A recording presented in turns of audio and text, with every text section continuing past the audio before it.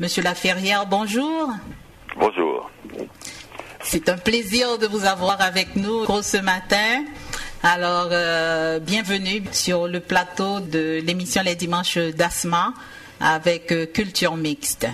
Puisqu'on va parler de culture aujourd'hui, pourquoi ne pas se tourner vers quelqu'un qui, d'expérience, s'est peut-être fait sa propre idée sur le concept de la culture et son rôle dans notre vie. Puisqu'on dit toujours que la culture, ça permet d'informer, d'éduquer, de divertir. Il y a tellement de définitions de ce concept-là. On a préféré s'en remettre à vous ce matin. Oh là là, non, pas du tout. C'est l'affaire de tout le monde. La culture, c'est le vivant. C'est le vivant, c'est ce qui enlève toute discrimination.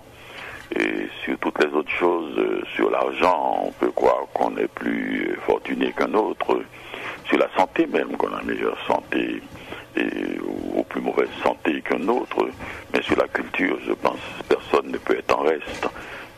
C'est cette résistance humaine, ce substrat qui nous habite, qui fait que c'est un ensemble de traditions d'abord qui est chevillé en nous, qui fait que si on rase une région de la Terre et qu'on rencontre un autre être humain, en moins d'une génération, on va renouveler les rituels. Chacun va se dire ce que l'on se dit d'ailleurs généralement. Et quand quelqu'un parle de la manière dont sa mère faisait à manger, qu'elle épissait les choses, du tempérament de son père, de sa façon de soulever le chapeau, ou bien d'enlever sa veste, ou de desserrer sa cravate quand il rentre de travail, ou des enfants, de leur façon d'ailleurs de se lancer par terre pour se mettre à l'aise avant de passer à table, pour dessiner, se divertir comme vous dites aussi. Mais tout cela, c'est la culture. C'est pas uniquement des choses apprises. La culture, c'est ce vieux fond qui nous permet de nous reconnaître où que nous soyons, même si nous partageons des rituels différents. C'est quoi? Oui, effectivement, on dit souvent que c'est l'élément rassembleur des communautés. C'est carrément le capital social. Tout à fait, tout à fait. C'est ce qui fait que nous sautons pas à la gorge.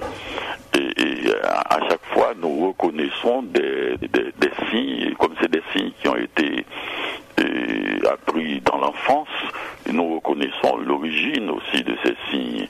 Et ça remonte très rapidement à la mère, et il y a toujours une part de tendresse dans ce que nous avons appris de notre mère, qui fait que les pires bandits se rappellent, c'est comme un signe de franc-maçon.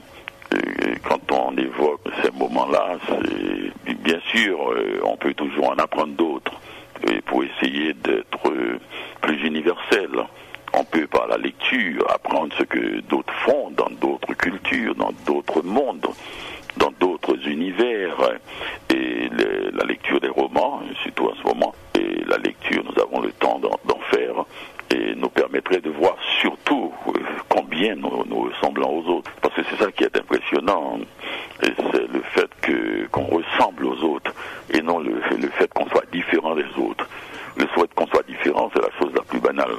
Et qu'il soit, parce qu'on imagine que c'est normal, on ne connaît pas quelqu'un, c'est normal qu'on soit différent de lui, mais que quelqu'un se trouve à l'autre bout du monde, nous semble si différent de manière, et même à l'autre bout du siècle, du millénaire, et que brusquement nous tombons sur des actions, sur des attitudes, sur des réflexes, et sur des réponses, des répliques qui ressemblent tellement à ce que nous faisons, que brusquement nous nous retrouvons devant un frère, une sœur, qui vivait il y a 1000 ans. Et c'est ça le grand miracle. Donc la culture rassemble un peu, c'est ce que vous nous dites. Si la culture rassemble, oui, ben oui, elle éloigne aussi. Hein. Elle éloigne aussi. La culture n'est pas uniquement porteur de bons sentiments. La culture nazie n'était pas. Il y a des cultures qui sont construites en ennemis. il y a des cultures qui sont construites, c'est-à-dire on dit, écoutez, nous sommes meilleurs, nous devons marcher droit, nous devons être armés, nous devons, par exemple, nos adversaires, c'est tel type de gens. On peut même faire des constructions biologiques et dire que ces gens-là sont moins bien que nous, ils sont moins importants, pas forcément uniquement racial, ça peut être aussi du point de vue médical. Ce sont des handicapés, ils empêchent la vie d'aller à la vitesse que nous voulions que la vie aille, ralentissent le mouvement. Bien sûr qu'il y a des cultures négatives, des cultures agressives, comme il y en a d'autres aussi qui sont montées dans l'autre sens aussi, de façon bienfaisante. Mais il y a aussi quand même le vieux fond humain, parce que je crois que le lait de la tendresse humaine est quelque chose qui existe de tout temps et qui est inévitable. C'est très rare que les mères apprennent aux bébés à haïr. J'ai eu beaucoup de plaisir à entendre la culture mise en parallèle avec la transmission de ce que nous donnent nos parents, hein, nos mères, les habitudes, clin d'œil sur la cravate, clin d'œil sur la manière d'attacher ou de nouer un tissu autour de la tête. Donc ça, cette culture-là, c'est une transmission, je dirais, familiale au sein. Donc là, je poserais la question de dire qu'il y aurait une différence entre donc la culture et se cultiver. Oui, est-ce que je me trompe ? Faut pas, non, pas du tout, bien sûr, vous ne vous trompez pas. Seulement, la culture qui circule dans les livres, c'est simplement qu'on a codifié, qu'on a noté, et qu'on a mise en règle, en forme, en grammaire, mais en fin de compte, c'est la même qui circule dans la rue, parce que il n'y a pas de culture sans culture populaire. Et d'ailleurs, je l'ai écrit dans un livre, Journal d'un écrivain en pyjama. Si les gens ne savent, le gramme de la littérature, c'est que les gens qui ne savent pas lire ne savent pas qu'ils sont plus nombreux dans les livres que les gens qui savent lire. Et vous ne pouvez pas transmettre quelque chose de vivant et si vous pouvez pas faire un livre de citations, simplement. Il faut prendre du vivant. Oui. Et donc, c'est tout simplement ce que les gens font que je mets dans les livres.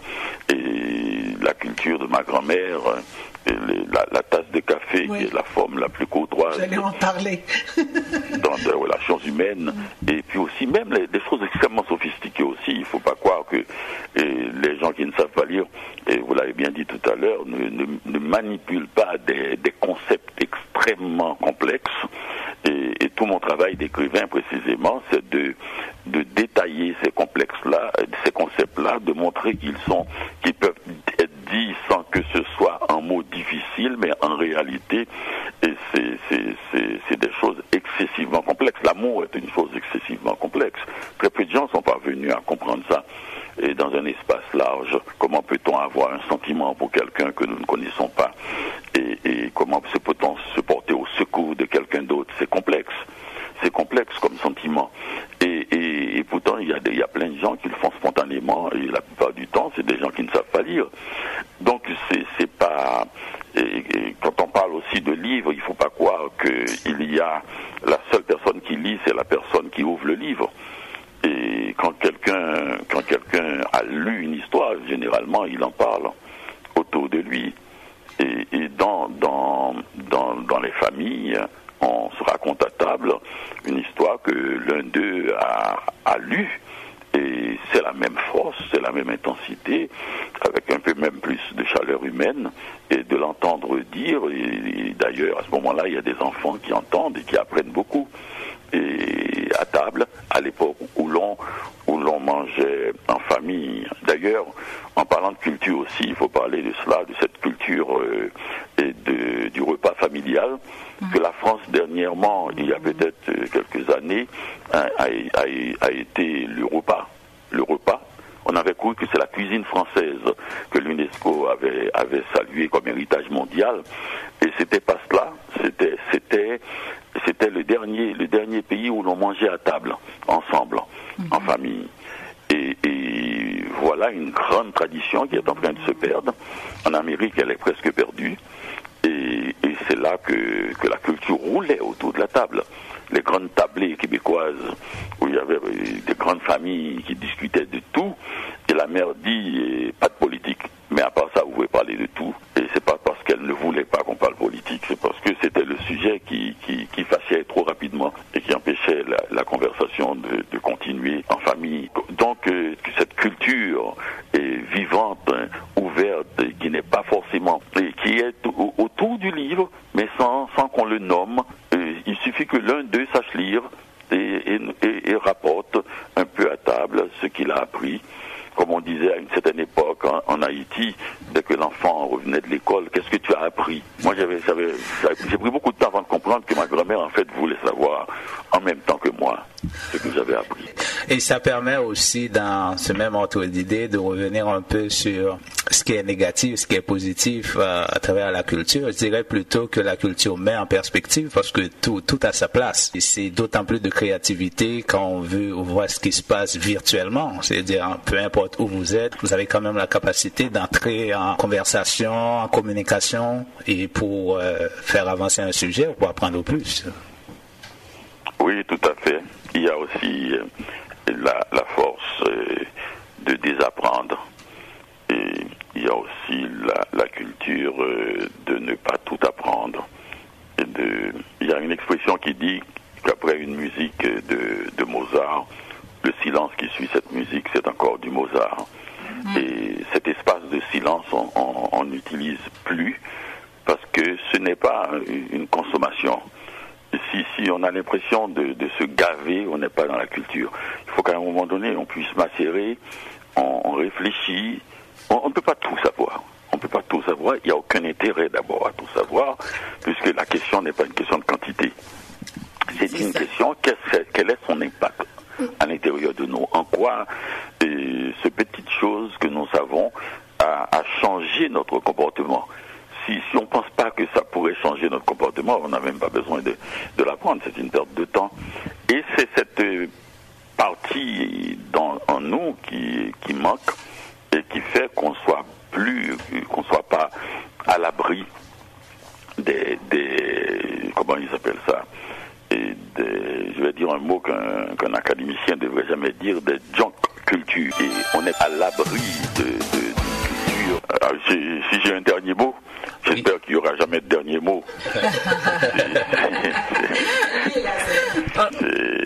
Mais non, il n'y en aurait pas, parce que précisément, c'est la trace du vivant. Tant qu'on sera vivant, on aura quelque chose à dire sur notre manière de faire, notre manière de se mouvoir ensemble, et tout en jetant un regard sur nos petits-enfants qui déjà s'apprêtent aussi à donner leur avis dans quelques décennies et à tenir les commandes de la société, qu'on le veuille ou non.